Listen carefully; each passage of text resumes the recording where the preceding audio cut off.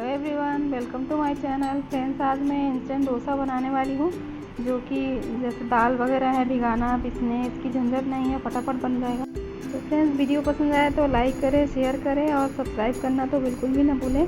और कमेंट ज़रूर करिएगा कि आपने बनाया तो कैसा बना। तो आइए देखते हैं।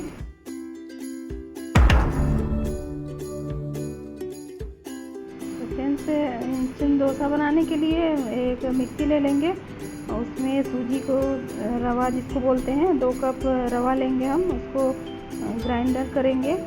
तो अगर बारीक सूजी है तब भी थोड़ा ग्राइंड कर लेंगे तो अच्छा हो जाएगा बारीक। तो 2 कप सूजी ले लिया और 1 कप कर्ड यानी दही ले लिया और पानी 2 कप ले लेंगे। तो अभी एक बार मिक्सी चला लेंगे, दोबारा से अगर पानी कम लगा तो फिर से डालेंगे। इसको अच्छे से 2-3 मिनट के लिए चर्न कर लेंगे मिक्सी में।